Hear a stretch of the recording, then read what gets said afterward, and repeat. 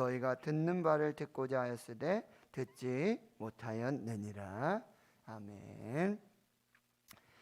오늘 본문의 말씀은 예수님께서 따로 70인을 세우시고 그들을 둘씩 보내시고 파송하시면서 이 복음을 전하게 하십니다.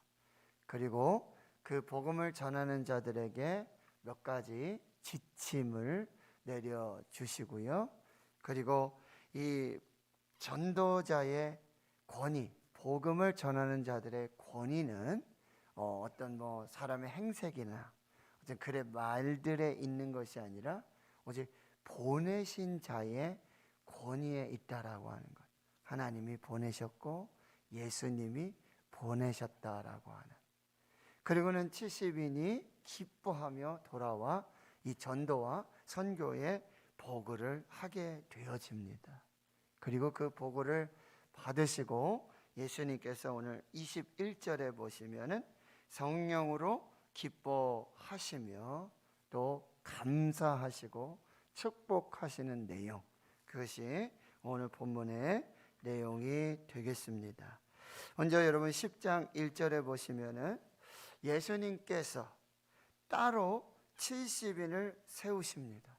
그리고 친히 가시려는 각 동네와 각 지역으로 둘씩 앞서 보내십니다. 예수님께서는 밤이 새도록 기도하시고 12 제자를 사도로 부르십니다. 그리고 특별한 이 목적을 가지고 오직 전도와 선교, 이 복음을 전하기 위한 그 일꾼들을 보내십니다. 그것은 2절에서 말씀하신 것처럼 추수할 것은 많은데 일꾼이 적기 때문입니다.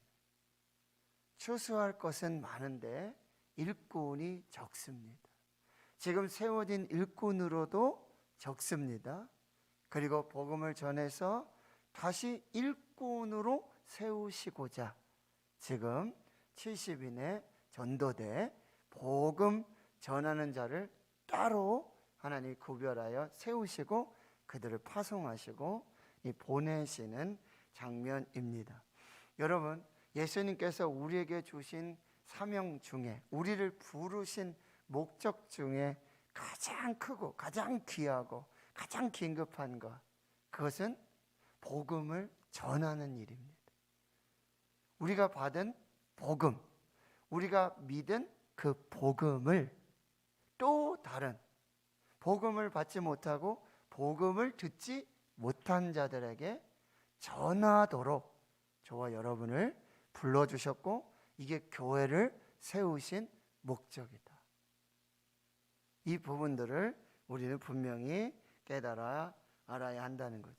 그래서 3절에 갈지어다, 가라. 여러분, 예수님께서 이 70인의 전도대 또 제자들을 파송하시면서 이 포인트가 뭐냐면 그들을 받는 사람들, 이 복음을 받는 사람들, 복음을 듣는 사람들에게 초점이 맞춰지지 않고 이 최초의 복음을 전하는 자들, 최초의 이 복음 전도자들에게 초점이 맞추어졌어요. 여러분, 경제적인 용어 중에 end user라는 표현이 있어요. 이거는 이제 소비자 중심이라는 거죠.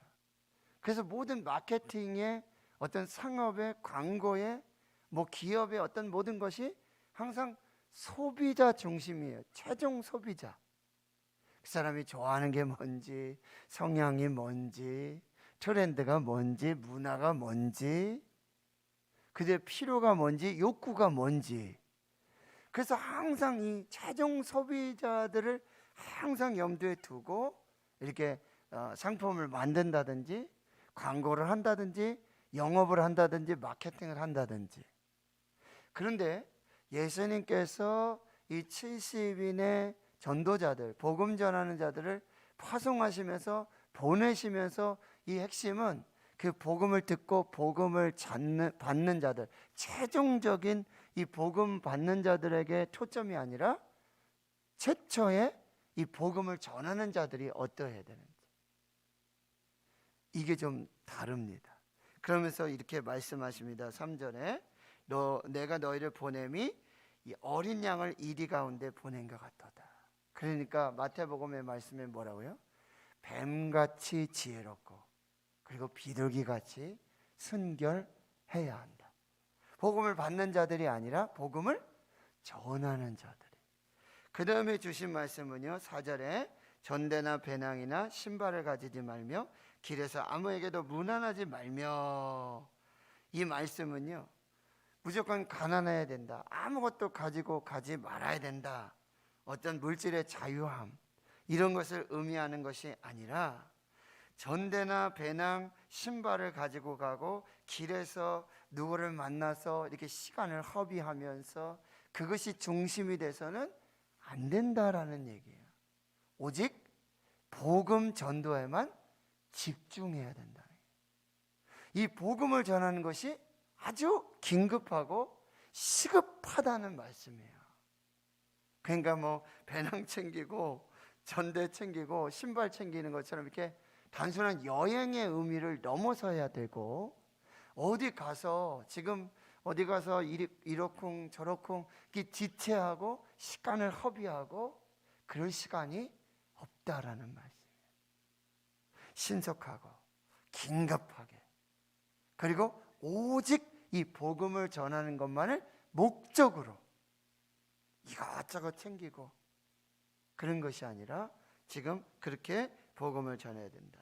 그리고 두 번째는 5절에 보면 어느 집에 들어가든지 먼저 이 평안을 전하라. 복음의 핵심은 평안입니다. 복음의 진수는 평강입니다.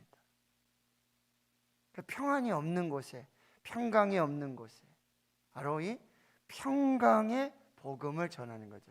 그러니까 누가복음 2장에도 여러분 예수님 탄생하시고, 그죠? 목자들의 이런 증인들의 역사가 있었는데, 그때 천군 천사가 찬양하고 고백하는 것이 뭐예요? 지극히 높은 곳에서는 하나님께 영광이고, 그리고 땅에서는 기뻐하심을 입은 자들 중에 평화로다. 평강의 왕이신 이 복음 예수 그리스도를 전해야 된다라고 말씀하고 있습니다. 그리고 7절에 보면은 그 집에 유하며 주는 것을 먹고 마시라. 일꾼이 그 삭을 받는 것이 마땅하니라. 이게 복음 전도자들, 이게 복음에 특별히, 전도에 특별히 구별되고 부름받고 이 사명을 감당하는 자들에게는 반드시 그에 필요한, 그에 따른 어떤 일정 이상의 그런 삶의 보장이 필요하다라는 말씀이에요. 물론 이 복음 전도자들, 특히 뭐 이렇게 목회자로 대변될 수 있겠지만 물질의 자유함을 얻어야 된다. 그게 올무가 되고 그게 묶임이 되고, 그것이 복음을 전하고 이 생명을 전하는 것에 장애가 되지 않고 그것이 부담이 되지 않도록 이런 부분들에도 하나님께서 이렇게 은혜를 주실 것이다 라고 말씀하고 있다라고 하는 것입니다. 그 다음에 10절 이하에 보면은 이제는 여러분 복음을 전할 때 영접하는 자들이 있고 영접하지 않는 자들이 있습니다. 그런데 여러분 잘 보세요. 복음을 전하는 것이지 선포하는 것이지요, 이 복음을 가지고 구걸하고 그냥 한번 예수 믿어주세요, 한 번만 나와주세요, 뭐 이런 우리가 또 지혜와 방법들 이런 표현들이 있지요. 그런데 여러분 중요한 것은요, 복음은 선포하는 것입니다. 복음은 전하는 거예요.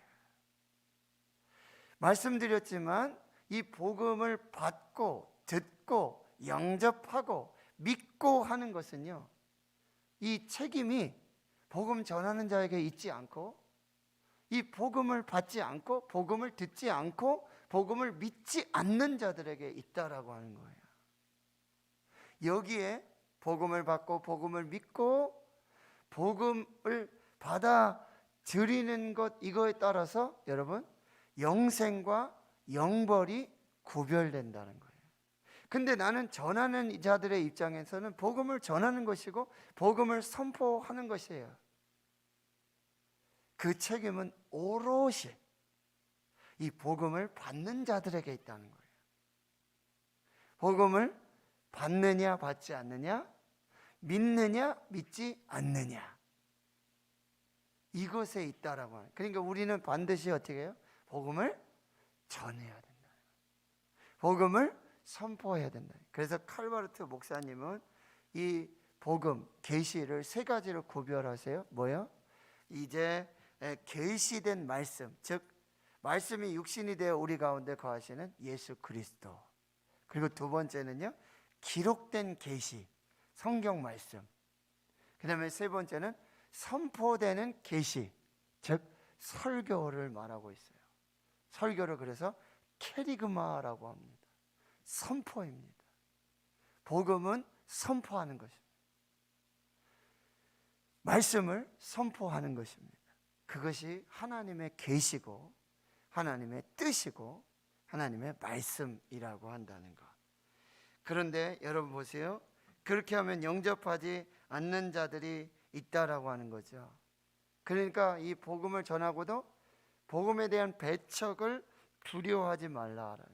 복음은 구원과 동시에 심판을 나타내는 것입니다.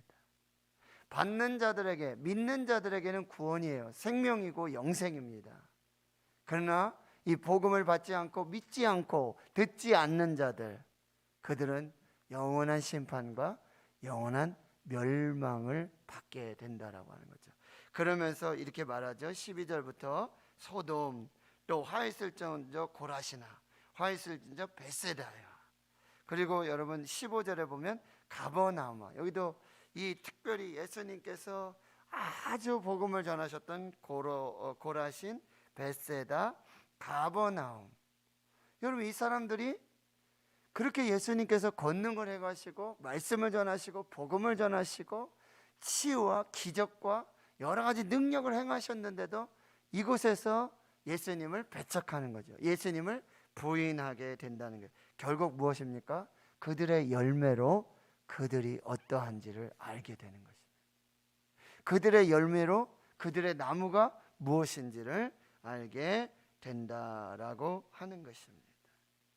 결국 복음을 받는 자들에게는 평안이고 그리고 영생이지만 복음을 받지 않는 자들에게는 영원한 심판과 멸망이 나타나게 된다라고 하는 거죠.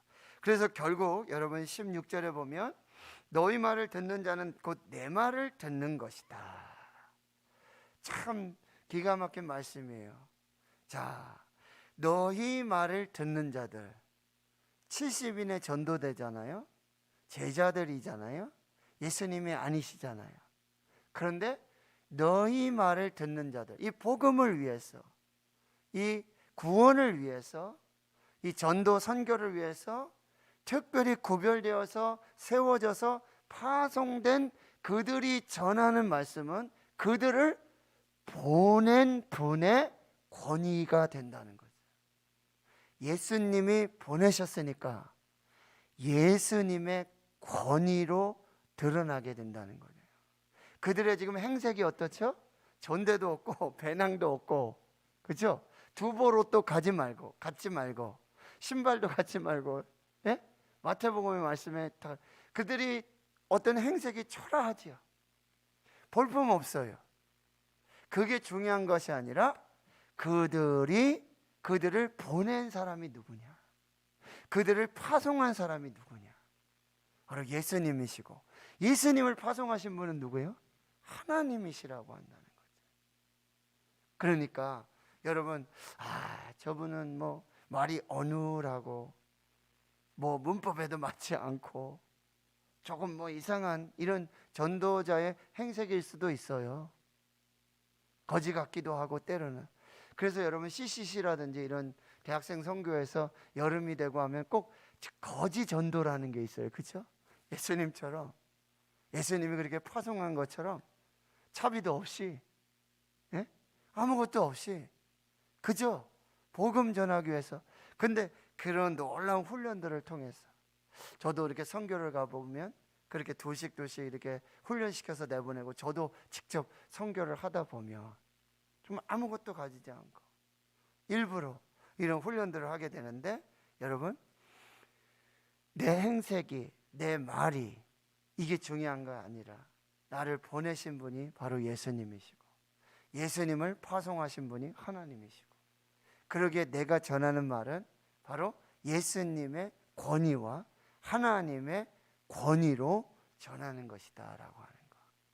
이것이 바로 전도자의 권위예요. 여기 16절에 저버리다 이런 표현들은 뭐냐면 무시하다, 깔보다, 하찮게 여기다. 여러분, 반대로 생각을 해보세요. 복음 전하는 자, 전도하는 자, 선교자들, 이런 사람들의 말씀을 우리가 무시한다는 것은 예수님을 무시하는 거예요. 하나님의 말씀을 무시하는 거예요. 그리고 예수님을 깔보는 것이고, 마치 하나님을 귀찮게 여기는 것과 동일하다라고 하는 것이지. 코로나 때문에 선교가 너무나 어렵고 선교사님들이 다 돌아오시고, 그때 선교사님도 또 어디 갈 데가 없는 거죠. 자녀들이 어디서 쉴 곳이 없어요. 그리할 때 정말 이 나그네와 같은 그런 선교사님들, 그 가족들, 자녀들을 섬기는 이 모습들도 우리에게 굉장히 중요한, 우리가 직접 가서 선교하는 것도 중요하지만 또 보내는 선교사로, 그리고 우리가 기도하는 선교사로 그 선교사와 가족들과 그 자녀들을 함께 돌보는 그런 사역도 너무나 중요하다라는 말씀을 드립니다. 17절에 보면 이제 70인이 전도 선교 여행을 마치고 기뻐하며 돌아옵니다. 이게 전도자의 기쁨이에요. 복음 전하는 자들의 기쁨이에요. 그런데요, 이르되 주여, 주의 이름이면 귀신들도 우리에게 항복하더이다. 이 말씀 뭐예요? 지금 저들이 복음을 전하는 이 현장이 어떤 장소인지, 어떤 세상인지 보여주는 거죠. 그 세상입니다. 하나님의 나라가 아니에요. 하나님이 다스리시고 통치하시는 것이 아니라 세상의 나라예요. 그 세상의 주인은 누구죠? 사탄입니다. 마귀입니다. 그런데 이 복음을 전함을 통해서, 이 예수 그리스도의 이 복음을 전함을 통해서 그 세상 나라가 무너지고 사탄의 권세와 귀신들의 역사가 무너지고 바로 하나님의 나라가 세워지는 것. 이게 놀라운 전도 선교의 놀라운 역사라고 한다는 거예요. 그런데 여러분, 그 전도 현장은 바로 뭐예요? 주님의 이름의 권세와 능력이 직접적으로 나타나는 현장이라는 거예요. 저도 중국에 가서 선교를 할 때 귀신 들린 자가 있어요. 그 선교 현장에, 예배 현장에. 그리고 말씀을 방해하고요, 전도를 방해하고 선교를 방해하고, 그리할 때 예수 그리스도의 이름으로 명하고 예수 그리스도의 이름의 권세로 축귀하는, 귀신을 내쫓는 이런 역사들을 통해서 예수 그리스도의 이름의 권세와 하나님의 능력, 하나님의 역사를 선교하며 전도하며 아주 직접적으로 체험하게 되는 것이죠. 이것이 전도자의 특권이고, 그리고 전도를 통한 바로 주의 이름, 예수 이름의 능력이 확인된다라고 하는 것, 이것을 여러분 꼭 기억하시고, 18절에 예수님이 사탄이 하늘로부터 번개같이 떨어지는 걸 내가 보았고 너희에게 뱀과 정갈을 밟으며 원수의 모든 능력을 제어할 권능을 주셨다는 거예요. 그래서 마태복음 28장에 하늘과 땅의 모든 권세를 내게 주셨으니 그러므로 너희도 가라, 그 권능으로. 그리고 사도행전 1장 8절에 뭐예요? 성령이 임하시며 온 유대와 예루살렘과 그리고 사마리아와 땅끝까지 복음의 증인이 된다. 난 능력이 없어요, 난 아무것도 못해요. 아니에요. 가면요, 하나님이 다 능력을 더해 주십니다. 그리고 이 복음 전자들에게 예수님 분명히 말씀하셨잖아요. 모든 능력을 제어할 권능을 주셨으니까 너를 해칠 자가 결코 없으리라. 이 말씀을 믿고 담대하게 나아가는 거죠. 그리고 20절에는 이 전도자에게 주시는 축복이죠.